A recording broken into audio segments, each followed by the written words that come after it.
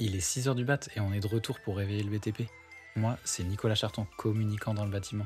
Si l'écosystème du BTP, les méthodes de gestion de professionnels du bâtiment et le témoignage d'acteurs sur leur parcours et ceux qui les ont amenés à œuvrer sur le BTP t'intéressent, alors tu es au bon endroit.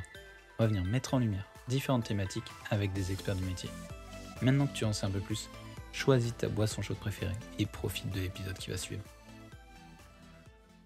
Bonjour à tous, il est 6 heures du mat et on se retrouve pour un épisode un peu spécial, un épisode qui va détonner un peu de ce qu'on peut retrouver habituellement le lundi.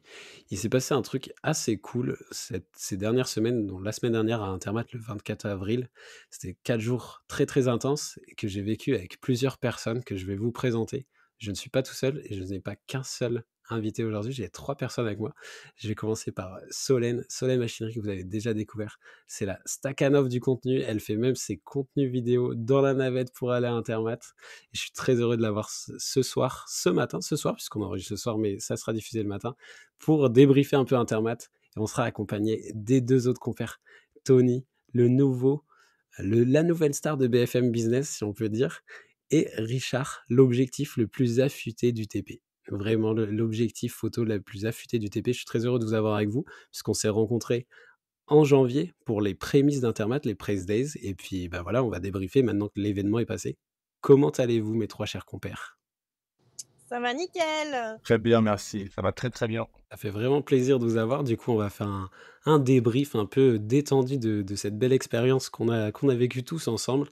On va articuler l'épisode en 4 points vraiment importants. Il va y avoir un peu le tour. On va faire le tour de tous ces stands, tous ces exposants qui nous ont un peu marqués, voir un peu chacun qu'est-ce qu'on a pensé de l'expérience exposant, de ce qu'on a vu, de tout ce qu'on a vécu sur le site. On va parler aussi du meilleur moment de chacun, parce que je pense qu'on a chacun vécu des choses différentes, puisqu'on a fait un peu notre vie sur le salon, mais on se retrouvait ailleurs. Donc j'aimerais bien connaître quels étaient vos meilleurs moments sur ces 4 jours. On a vécu une petite table ronde ensemble aussi, une petite expérience différenciante où on a rencontré un peu les communautés respectives de chacun. Ceux qui suivaient le podcast, ceux qui suivaient les contenus de Solène, de Tony, ceux qui suivaient les plus belles photos de Richard et son expérience de conducteur de travaux sur le terrain. Et puis ensuite, on va vraiment conclure une ouverture globale sur ce qu'on a vécu sur le salon, l'expérience et dans les conditions dans lesquelles on a été mis par à la fois les équipes de Comexposium, à la fois les équipes de La Villa Communication. Et puis voilà, c'est parti.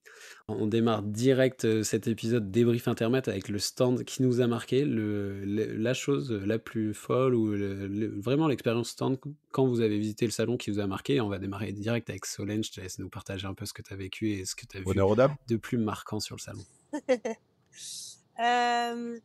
Ouais, alors moi je trouve qu'il y avait vraiment beaucoup de stands qui avaient mis le paquet à la fois sur les dimensions du stand, mais aussi les moyens d'attirer l'attention. Il y avait vraiment des marques qui ont fait preuve de beaucoup d'imagination et d'ingéniosité avec des petits jeux, des animations, des décorations pour attirer l'œil. Et franchement, je salue les équipes marketing pour ça.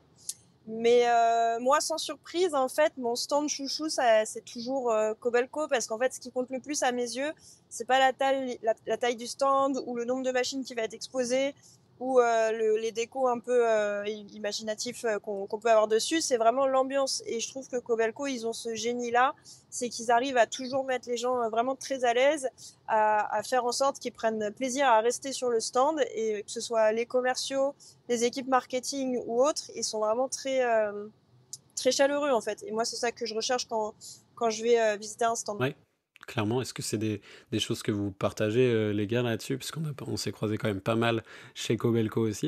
Est-ce que c'est quelque chose que tu partages, toi, Tony? Oui, tout à fait, tout à fait. C'est vrai qu'il y avait des stands qui se démarquaient un peu plus que les autres. Je pense à effectivement Komatsu, Kobelco, Takeshi qui avait fait un super stand aussi.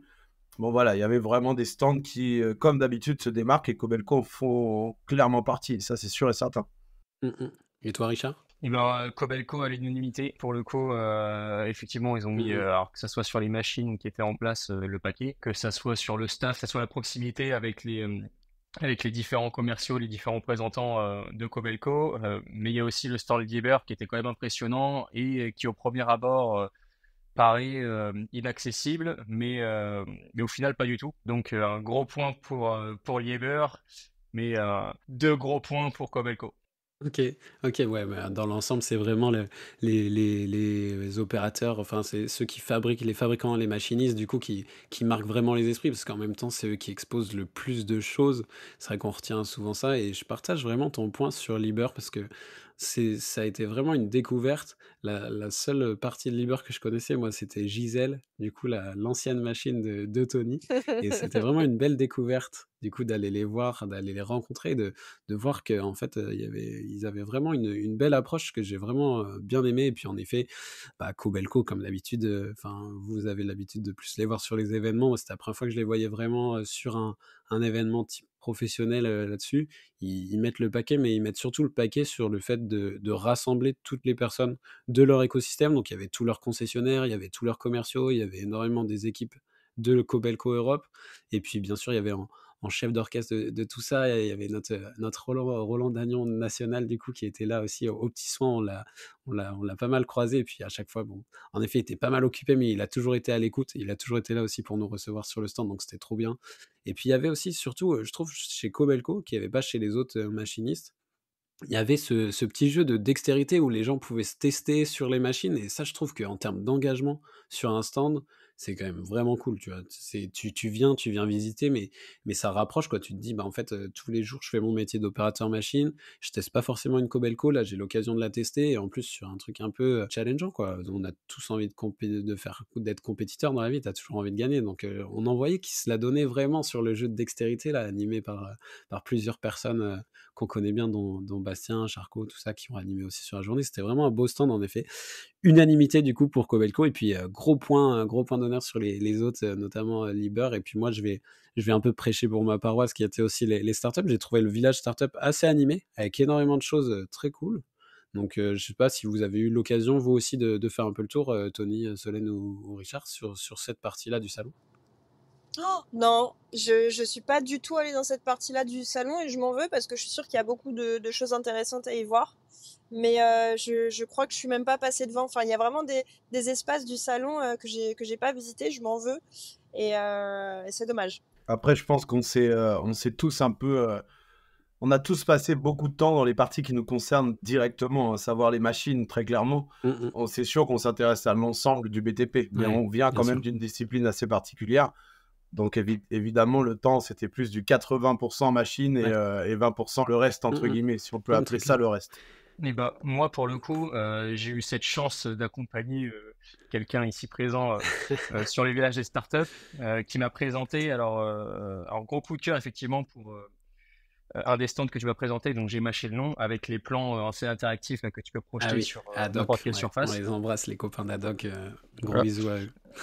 Avec Adoc, mais aussi Locatier, avec qui on a échangé après, où c'était un logiciel qui est mis en place pour les locatiers, notamment. Et Mmh. coup de cœur aussi, coup de Ouais, cœur sur ces deux ouais, startups. c'est assez important aussi pour moi, tu vois, de faire ce lien. J'essaie de le faire aussi sur le podcast, et j'essaie de le faire plutôt bien entre le terrain, justement, ce que tu dis. Vous avez tous vos disciplines, vous êtes tous occupés à plein temps sur plein de sujets. Vous sur le terrain, sur les chantiers, Tony, et puis moi, j'étais pas mal dans les bureaux et pas mal dans les startups, donc je connais énormément de monde là-bas. Donc faire le lien entre la tech, les développements et toutes ces innovations avec ceux qui sont vraiment sur le terrain, ça m'a fait vraiment plaisir, et je trouvais qu'ils étaient plutôt bien accueillis aussi, et ça fait plaisir, parce que, bah, comme je le dis assez souvent, on a toujours l'impression que le secteur bouge pas beaucoup, reste un peu campé sur ses positions, et au final, quand tu vois que la place accordée à la nouvelle technologie, à l'innovation sur le salon était plutôt grande, ça fait vraiment plaisir à voir, quoi. Peut-être besoin de rajouter 5 jours de plus dans 3 ans. Ouais, c'est On a clair. le temps de vraiment tout faire. Non, mais ça aussi, c'est un sujet, je pense, qu'on abordera sur l'expérience globale de salon. Mais en tout cas, en effet, c'était une édition qui était particulière, où ça avait été réduit de 2 jours, et de pas mal d'espace. Mais pour autant, enfin, moi, j'ai trouvé tu vois, si j'avais un truc à retenir des stands, c'est que c'était exhaustif, quoi. Tu pouvais aller, enfin, comme dit Solène, peut-être elle s'en veut d'avoir loupé des stands. Et c'est un peu le sentiment, c'est de te dire, t'as l'impression d'avoir fait 4 jours plein gaz, à parcourir tous les stands, à faire pas mal de sujets, et au final, tu te dis: «Mais je pense qu'il me reste encore 4 jours si je veux vraiment faire le stand, et le salon en complet». On va passer à un autre sujet, du salon, Et vraiment encore un truc un peu positif parce que bah, globalement, je pense on y reviendra au moment de notre avis sur l'expérience globale du salon, mais franchement, c'est une expérience de fou qu'on a vécu. Je trouve que c'est un salon qui a été une réussite. Et justement, je vais vous demander de trancher clairement parce que bah, sur 4 jours, il y a eu des moments assez impactants pour chacun et je pense qu'on a vécu chacun un salon différent, donc c'est cool d'avoir le meilleur moment aussi, avoir un avis un peu objectif. Donc quel a été pour vous le meilleur moment du salon sur les 4 jours, les 4 jours d'Intermat? Et là, pour le coup, on va commencer direct avec Richard pour changer un peu de qui donne le premier avis. Euh, Moment personnel, on va dire que c'était le moment où je suis monté sur la nacelle pour voir un petit peu le salon d'une certaine hauteur. Donc j'ai eu l'opportunité avec ces Exposium qui m'ont proposé, enfin c'est Elisa directement qui m'a proposé. Ouais. Et moi j'étais jamais monté sur une nacelle ni sur une grue. Bizarrement, moi qui adore prendre en photo les grues, j'étais jamais monté dans une grue et jamais allé aussi haut. Et vraiment, Ouais. c'est l'impression de se sentir seul là-haut, à marcher un peu l'image de marcher sur un Intermat. Ouais. Vraiment le privilège en fait, de vous voir en tout petit en bas quand on voit le stand Rototilt qui était minuscule qui était minuscule quand on voit le stand d'Evelyn qui était juste en dessous de mes pieds et qui était minuscule aussi.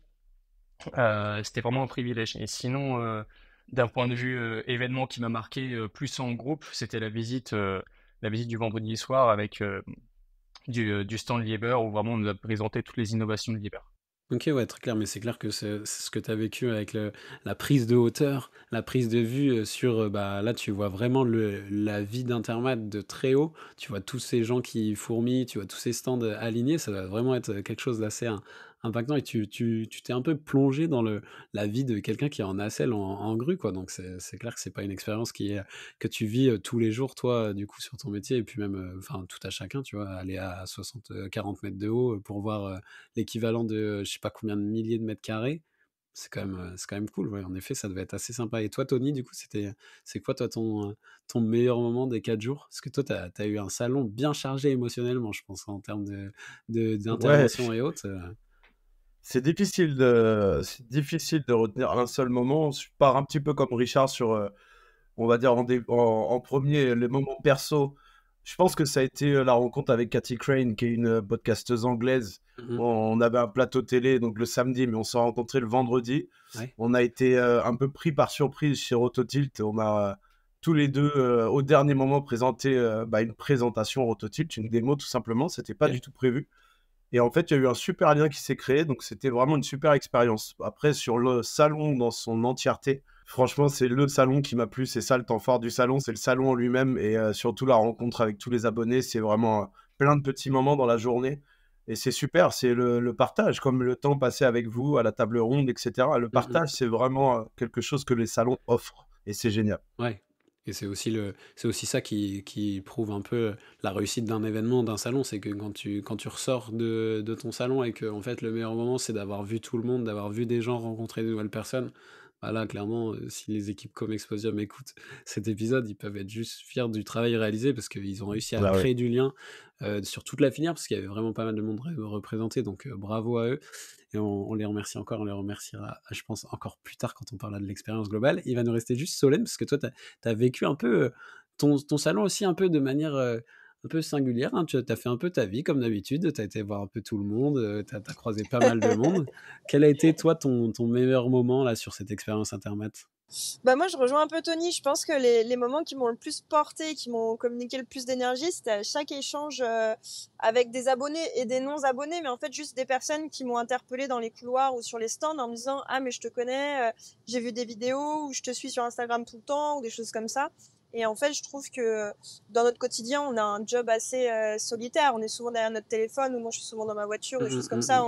On a peu l'occasion de rencontrer notre communauté et là, de la rencontrer, bah, c'était à la fois une concrétisation, mais aussi un effet un peu dopant parce que tout le monde m'a fait plein de retours super positifs et super gentils. Donc ça, franchement, ça m'a motivée. Mais là, j'ai l'impression d'être partie pour l'année, quoi. Ils m'ont requinqué comme jamais. Non, mais c'est clair que le transfert d'énergie entre les gens qui t'arrêtent quand tu fais. Enfin, c'est vrai que bah, là, du coup, on est tous créateur de contenu comme on dit maintenant, ou il y en a qui vont avoir le droit à dire influenceur. Moi, je préfère être créateur de contenu, créateur de liens aussi. Et c'est clair que là, le lien, on le voyait, tu vois, moi, je fais mes podcasts, je suis dans 8 mètres carrés, tu vois, j'enregistre souvent à distance, je vois pas souvent les gens. Je vois déjà très peu mes invités. On arrive à se rencontrer. J'en ai vu pas mal sur le salon pour la première fois. C'était trop bien, tu vois. Si on arrive sur mon meilleur moment, c'était de pouvoir voir les gens que d'habitude j'ai en visio pour enregistrer des épisodes. Et au final, te dire que bah, il y a une boîte, par exemple, le patron d'une boîte qui m'a dit le podcast qu'on a enregistré entre nous, tu vois, ça c'était il y a 3 mois. Et ben il l'a mis. En fait, c'est un élément qui donne quand il y a un nouvel entrant dans la boîte. Il écoute l'épisode 6 heures du bat concernant la boîte pour comprendre un peu la genèse du projet, parce que c'est un peu le seul média, le seul contenu qui m'a dit qui reprend un peu toute l'histoire du projet. Et ça, enfin, tu te dis, mais moi, à la base, tu vois, je faisais ça pour juste apprendre des autres, et ça permet aussi de transmettre. Donc, c'est vraiment ça, c'est ce partage. J'ai trouvé ça incroyable. Et puis en plus, moi, je fais quelque chose qui est audio, donc on me voit très peu. Et il y a quand même des gens qui ont réussi à me reconnaître dans le salon, malgré le fait que j'essaie d'être un peu incognito. Et enfin, tu vois, c'est hyper valorisant. En effet, ça booste l'énergie. Et je pense que, bah, clairement, tu ressors de 4 jours de salon comme on l'a vécu, avec une énergie folle, et t'as envie de créer, repartager et rencontrer encore plus de monde. Et je pense ça va être un peu le fil rouge de cet épisode, mais ça va revenir un peu à chaque fois, à chaque point qu'on va aborder ensemble, quoi. Et d'ailleurs, en parlant de points qu'on va aborder et de fil rouge, il y a un truc qui nous a bien marqué aussi, je pense, et qu'on va aborder plus longuement, c'est la table ronde. C'était la première fois que je faisais une table ronde. Je ne sais pas pour vous si c'était pour vous le premier exercice, Solène. Toi, c'était la première fois que tu faisais ça? Moi, c'était pas tout à fait la première fois, mais en tout cas, dans le cadre du TP, c'était la première fois. Et puis dans ce contexte-là, c'était complètement nouveau, ouais. Tony, Richard, pareil? Tout pareil. Moi, c'était ma première fois.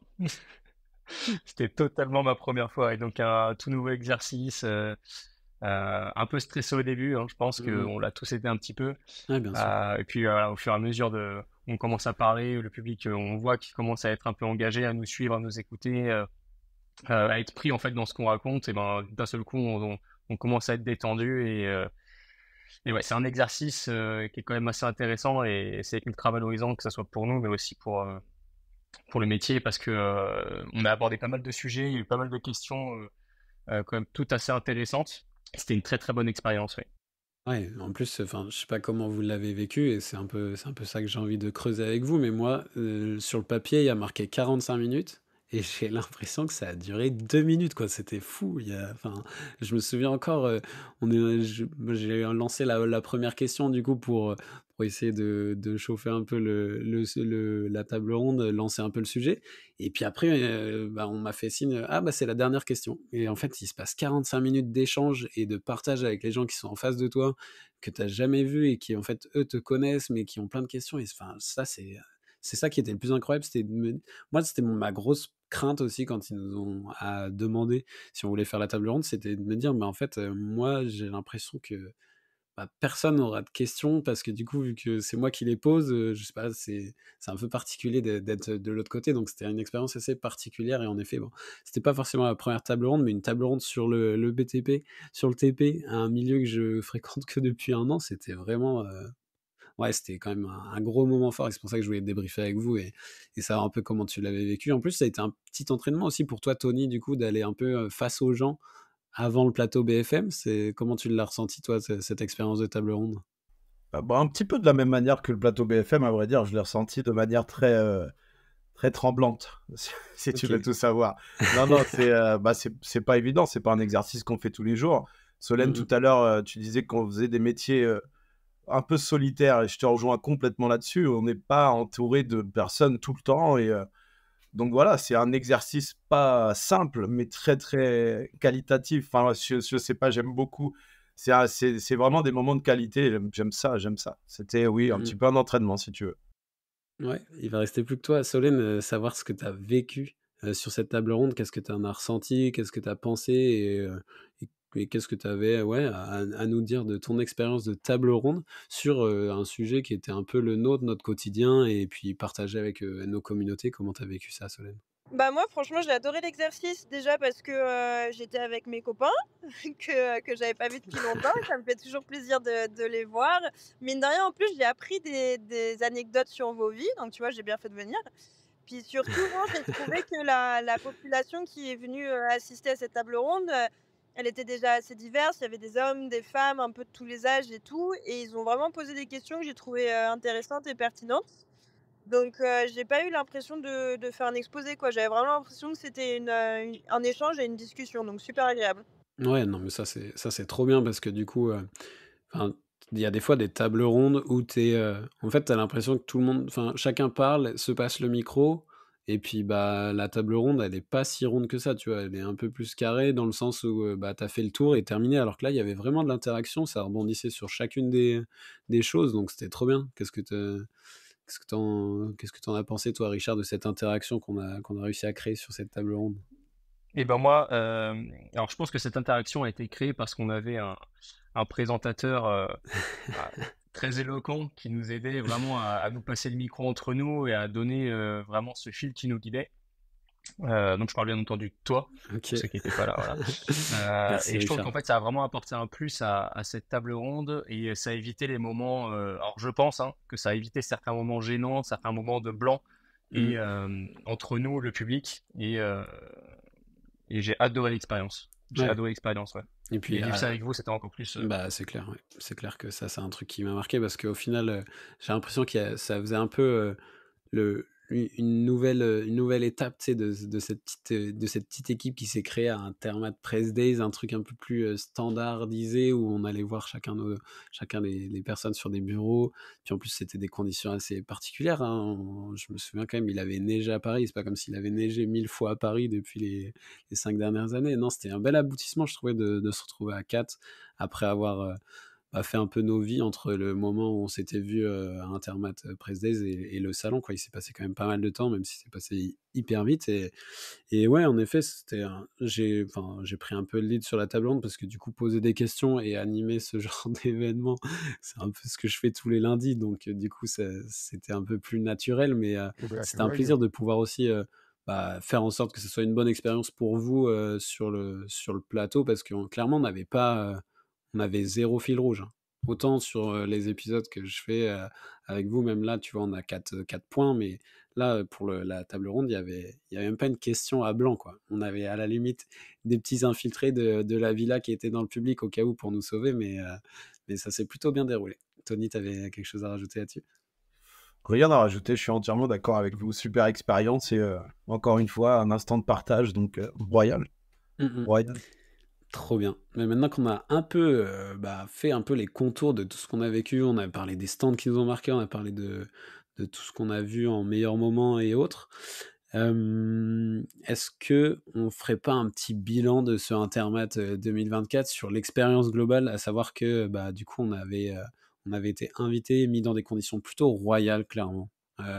Enfin, c'était la première fois que je vivais un salon dans ces conditions, c'est-à-dire que bah, on avait une navette qui nous amenait le matin au salon, on avait un coin pour nous, pour se poser, pour décompresser, pour mettre nos vestiaires, enfin des trucs un peu c'est un peu bateau, tu vois, quand tu dis ça, mais quand tu vis un salon sur 5 jours, parce que clairement, j'ai regardé mes stats, de pas, on est sur 75 kilomètres marchés, donc on est clairement sur un truc qui t'épuise un peu quand même.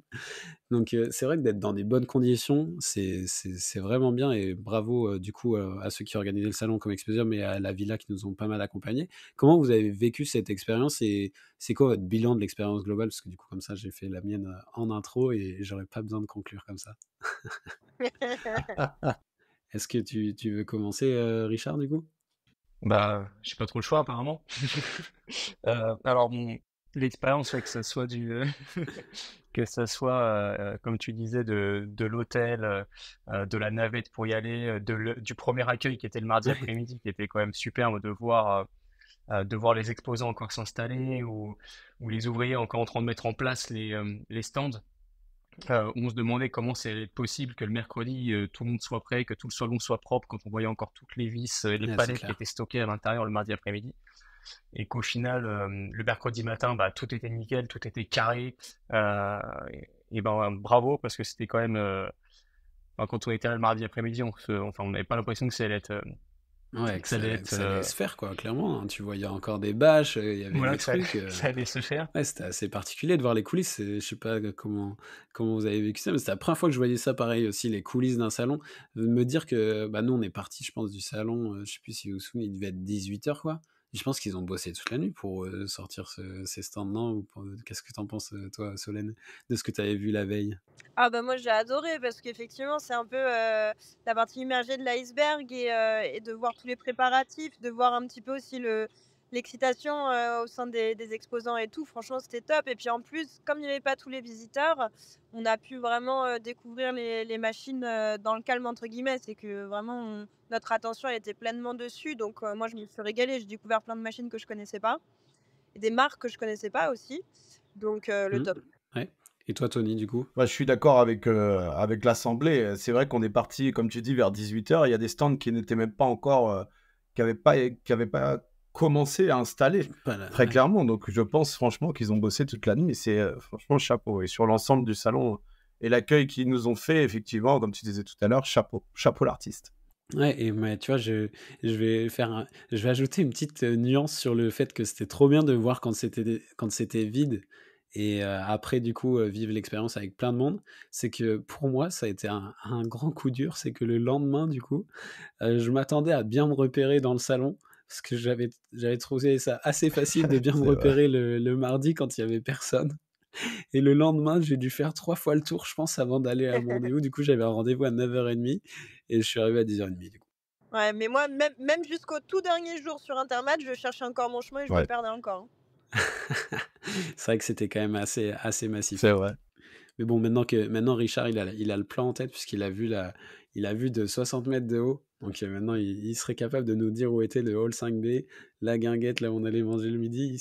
Il a le plan en tête. C'est un peu le Michael Scofield du Il se Internet. l'est fait tatouer, il paraît. Alors,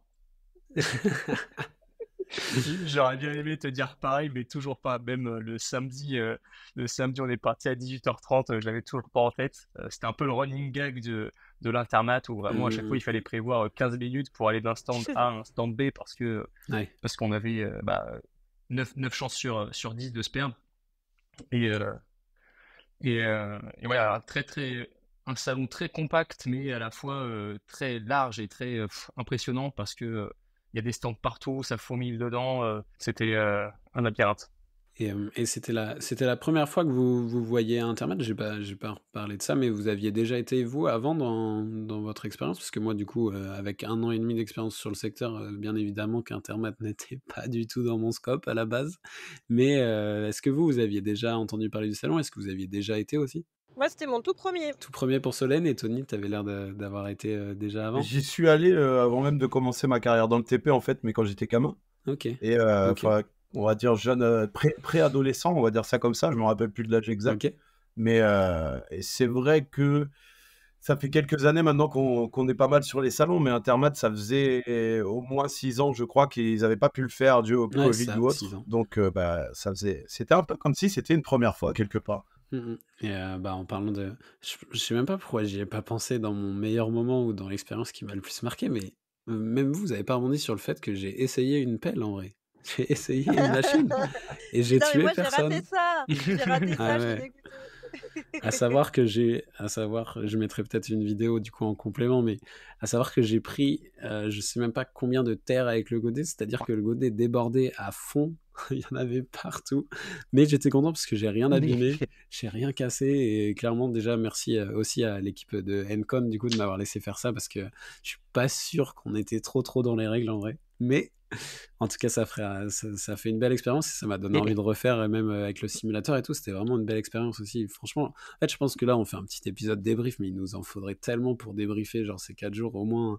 Là, instinctivement, on a pu sortir quelques éléments et j'espère que du coup, ça donnera aussi envie à des gens d'aller découvrir, tu vois, les contenus qu'on a fait sur ce salon, hein. Je sais que ça pousse un peu sur les comptes Instagram, là, tous les jours, là, des nouveaux contenus, des nouvelles choses. Moi, je vais sortir sûrement un petit récap une petite vidéo, hein, je m'essaye à la vidéo aussi là-dessus, un petit after movie d'Intermat, vous allez voir un peu tout ce que j'ai vu, avoir un peu l'œil de 6h du mat sur le salon Intermat, donc je vous laisserai ça aussi sûrement en description, ou peut-être plus tard si j'ai pas eu le temps de le monter, mais en tout cas, c'est vraiment des souvenirs plein la tête, et c'est un plaisir de le partager avec vous, à Tony, Richard et Solène, encore une fois, un peu une petite équipe qui s'est créée, et puis tous les autres aussi, tous les autres créateurs qui étaient avec nous, c'est important de les citer, parce qu'en fait, on a vécu l'aventure à vraiment beaucoup, c'était une aventure collective, même les équipes de la villa, je pense à tous ceux qui nous ont accompagnés, je pense même à Lisa aussi, qui était chez Comexposium, qui était ultra dispo quand on avait besoin,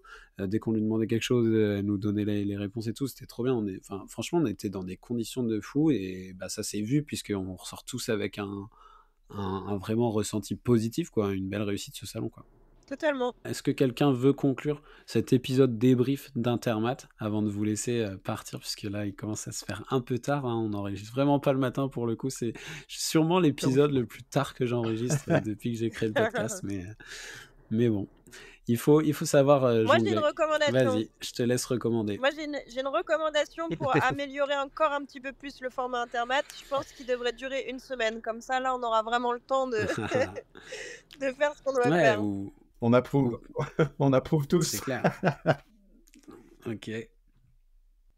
J'ai une deuxième recommandation, on en parlait un petit peu avant, c'était de donner des antidépresseurs, parce qu'après Intermat, on en prend tellement plein les yeux qu'on part en petite dépression post-Intermat, et j'ai peur de partir en dépression aussi après ce podcast qui m'a fait me remémorer beaucoup de choses aussi de l'événement.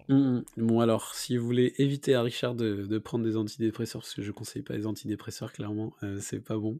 Et en plus, allez mettre un peu des pouces, allez mettre des cœurs sur son contenu. Je mettrai son compte en description, et vous allez mettre des cœurs sur tous les réels qu'il a mis à Intermat, parce qu'il s'est donné vraiment à fond pour faire des super réels pour Intermat. Donc, allez me donner de l'engagement, et allez voir aussi, découvrir les éléments partagés du coup par Solène, qui faisait ça le matin dans la navette, des belles petites vidéos, les éléments aussi faits par Tony, tout ce qu'il a pu vivre, on voit aussi sa rencontre avec Cathy Crane, c'est très cool.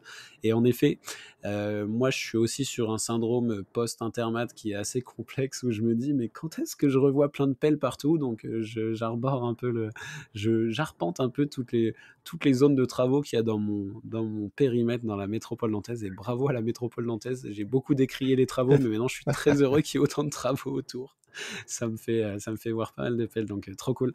C'était un plaisir de vous avoir. Je vous laisse je vous laisse repartir à vos occupations, et puis en tout cas on se retrouvera très très vite pour réveiller Intermat peut-être dans 3 ans, et pour réveiller le BTP, ça c'est sûr, lundi prochain. Merci à tous. Si tu es arrivé jusqu'ici, merci beaucoup. C'était encore une bien belle occasion de réveiller le BTP. Tu peux d'ores et déjà transmettre de bonnes ondes à notre invité via les liens en description, en parler à tes collègues et sur ton chantier, et avant de passer au prochain épisode, si celui-ci t'a plu, n'oublie pas de t'abonner au podcast et à nous laisser 5 étoiles. Quant à nous, on se retrouve très vite pour réveiller de nouveau le BTP.